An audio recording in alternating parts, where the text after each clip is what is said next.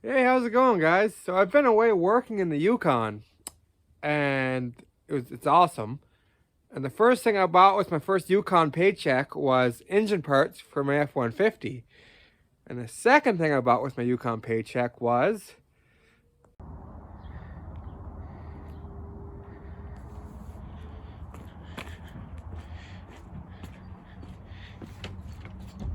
bam!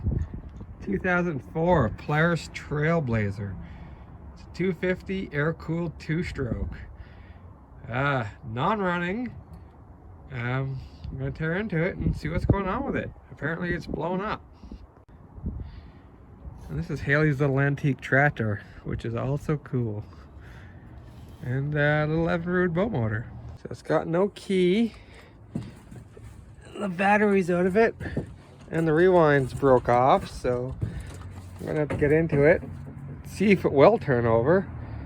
And if it does turn over, see if it has compression, and try to get some fire. Okay, so the fuel petcock is in there. Fuel line's not even hooked up. I got the belt guard off, and the clutch turns like free. Like there's not even any resistance at all. So that's, wow, okay. It's got like no compression. So I'm sticking the keys, screwdriver in the key switch. I got to turn it on. So I got weak fire and 60 pounds of compression.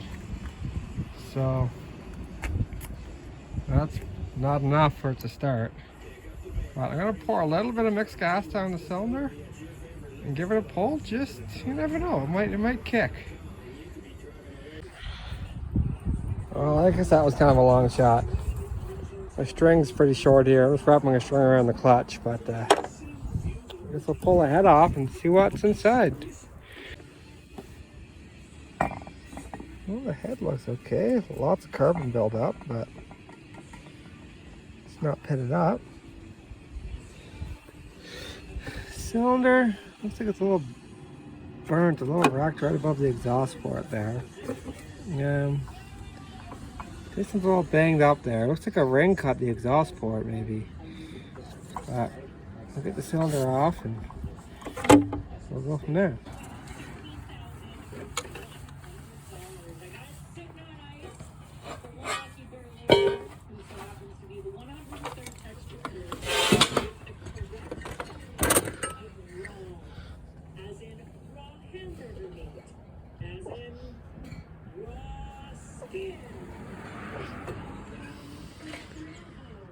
Buddy said that he messed up with the oil because he's not used to two-stroke, so I don't know what that means.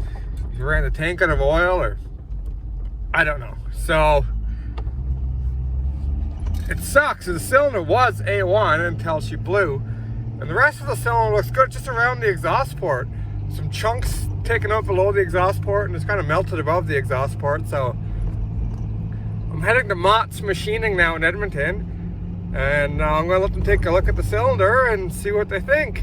Hopefully they can just bore it, or they can sleeve it, or something. I looked, there is aftermarket, like cheap Chinese cylinders available for sale.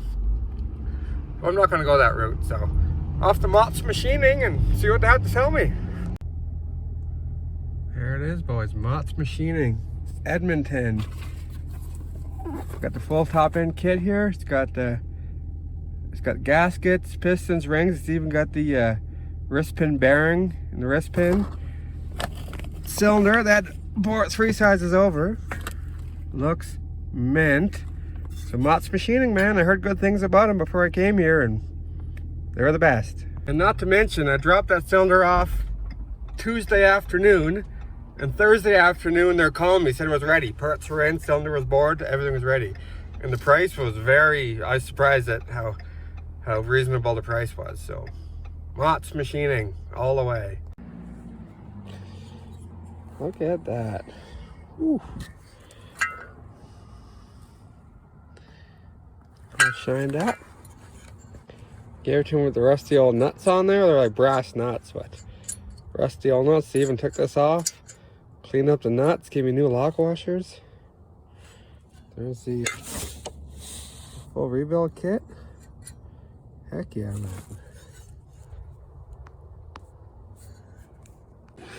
This oiler, I don't see any marks to set it up.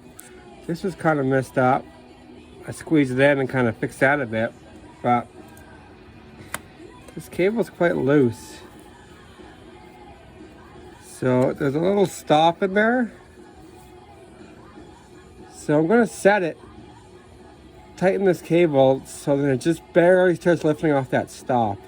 I'm gonna set it there because I don't think it's set up enough now. I don't know where the marks are. I don't see them.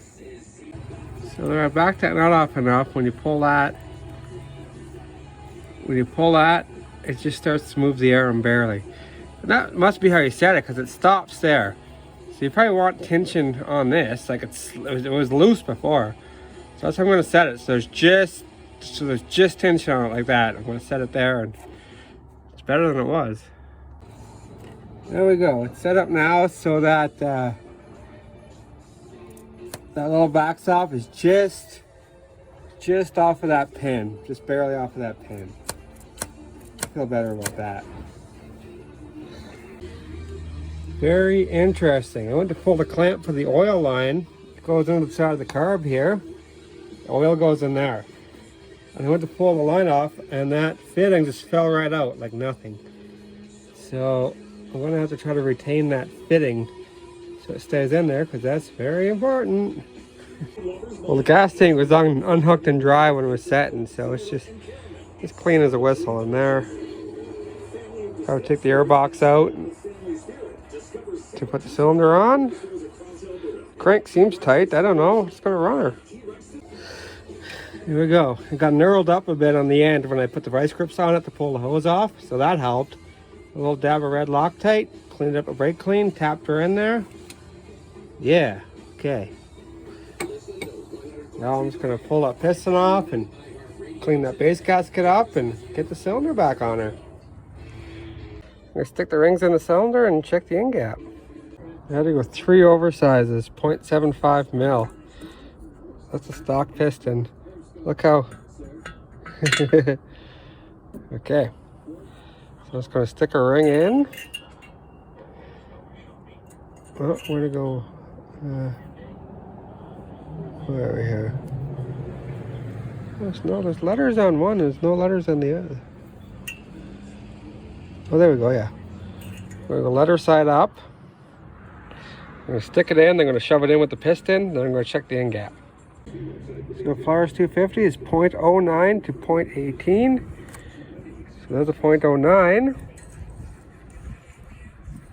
Nice and loose. There's a 0.18. Well, 0.18 won't quite go in. 0.09 is nice and loose. We're in range. So install the rings, the letter side up. It says R75 there. So the letter's pointing up. 75. It says there's 75 over. 0.75 over. That's 3/4 of a millimeter oversize. Now the instructions, it says install piston with arrow pointing towards exhaust. You see there's no arrow? It's a very heavy piston too, by the way. It's a WSM. Never heard of them, but it's a heavy piston. There's no arrows. There's an F that goes to the side. So you always install those pins, that's your ring gap opening, towards the intake side. Or else, because your exhaust port's higher and it'll catch your exhaust port. So ring opening to the intake side, always on anything, no matter what. So that's how you know. So I stole a battery out of another bike. Starter isn't working. So you got to pull the clutch. The starter is in behind underneath. So you got to pull the clutch and you got to pull the cover on the other side to get to the starter. And I want to inspect that crank seal and stuff on this side too. So I got a puller. You can buy cheap pullers nowadays for cheaper than making a puller. So I ended up ordering a puller. Gotta pop this clutch off and have a look inside.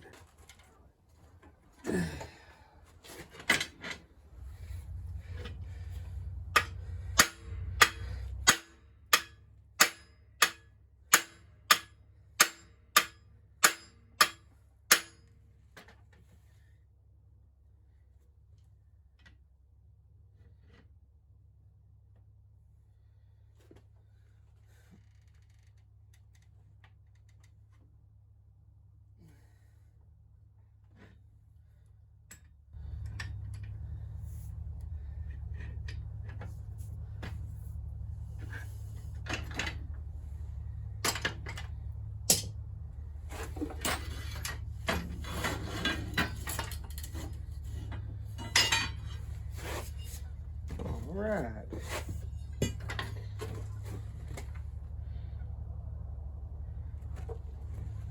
Just like that, it's a tapered fit. Both clutches removed. Backing plate removed. And there's the starter tucked way down in there. Goes across underneath, and you got to take the cover off the other side. And then there's the starter. So on this side, the starter comes out down here. So you take off the rewind cover. All you get access to is this. So you got to take off this cover to get right into it. Got the head all nice and cleaned up here. So that head was right full of like thick black carbon crap. And look inside the piston. It's all black. There's this thick layer of just dry crap on top. So there was definitely some funky stuff going on. Well, some good news is that it's more or less dry in here. Sometimes you'll see if the crank seals are leaking, it'll just be goop running out of this side, but there's not. But I've decided, after a bit of research, I learned that on these Polaris motors, you can change the crank seals without splitting the cases. You can pop this crank seals in and out from the outside. So after I get the starter off, here's the Bindex, and then the starter's in behind. I'll get that starter out, and then I'll get this flywheel pulled and the stator off, and then that'll be it for now. I ordered the crank seals, so when I get back on days off next time, I'll be able to change crank seals. When I turned on the key switch, I wasn't getting power down to the starter wire. So just to verify, I'm just going to quickly do this. I already did it once. So the starter spins. So it's probably the solenoid, or maybe some wiring. Okay, so with the test light concluded, when you turn the key, the whatever, the exciter wire, or whatever, the small power wire for the solenoid works, but the big power doesn't turn on. Even if you hook it on the ground, it works, so that ground is grounding. This is wild. I made this flywheel pulley for that thing like, holy crap, 10, 15 years ago? I don't friggin' know.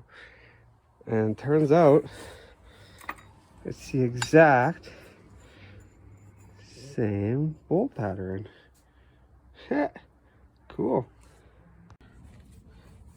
There you go. Snugged it, tapped it, snugged it, tapped it. Like a charm. So on these things, you turn your stator to adjust your ignition timing. So to make things easier on you, make sure you mark it or scribe it real good in a couple spots before you take it off, just so you can get it on in the same spot, because that is adjustable and critical. I don't know if you'll see it there, but I scribed a spot there. It's gonna focus. Scribed a spot there. I scribed a spot there and there and there. Just little scratches. So I can line those up for my visual to get my timing back. So when you unscrew your stator, this particular one here, there's some silicone around the grommet, so I just had to free that up. And you gotta push that wire in as you pull out on this. And there's your crank seal. And it looks a little goopy around there. I bet you it could have been leaking. Where else would that goop come from? So good thing I'm changing it. Oh yeah, that appears to have been leaking, I would say. Funky rewind setup. There's your outer cover. And there's your pawls. And then there's that. And I bought the pull cord from Polaris just because. And it comes already attached, so can't be too hard to figure out. Wow, that's excessively easy. You just wrap your tire knot, stick your rope in, tie your knot, and then you can just spin the cover to add or take away spring tension. Sweet. I was able to run out and grab a universal fit lawnmower solenoid. It's pretty well the same thing. And yeah, I may have drilled the rivets out of this one and tried to fix it. So yeah, the only difference is that's a post and that's a blade. So the one blade comes with a pigtail, that just screws to the ground. And the other one, instead of a ring terminal, I got a blade, so I'll just have to hook the wire up to that somehow. Bam, and she should be starting. All right, new crank seal on that side. There's the old one.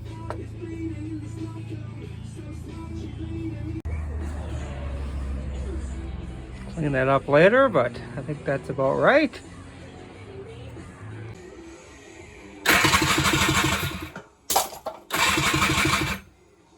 Oh yeah. Oh yeah.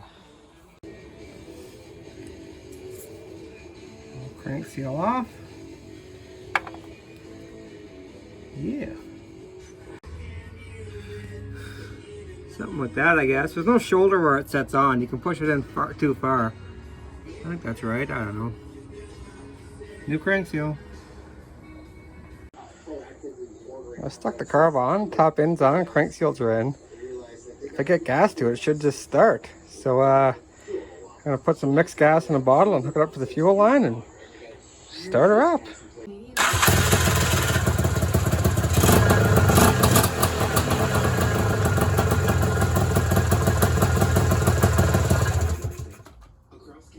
Oh yeah.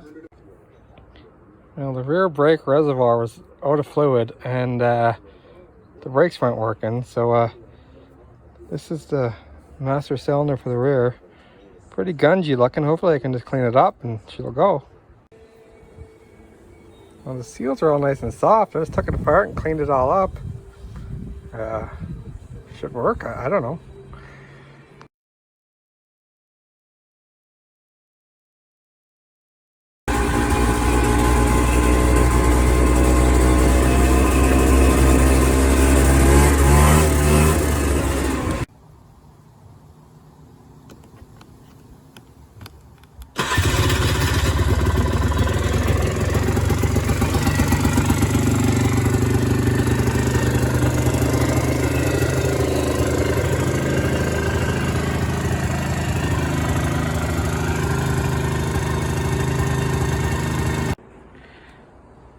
So she's running good.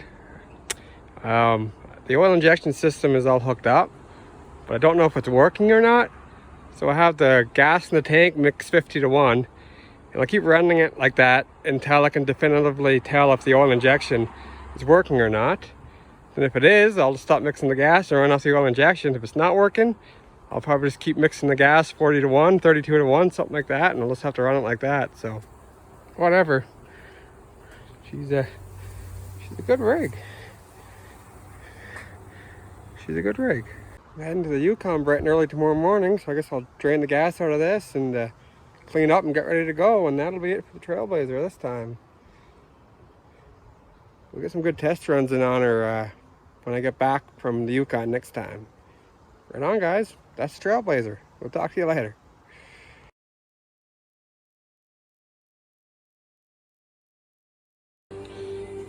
Last minute tweaks here. Thought I could use a key for that ignition, but I don't know, a key wouldn't work, so I guess the screwdriver is what it likes. So got a screwdriver wired in there. Nice. Gotta put some clamps on here, seal her up. Whew. She's ready to blaze.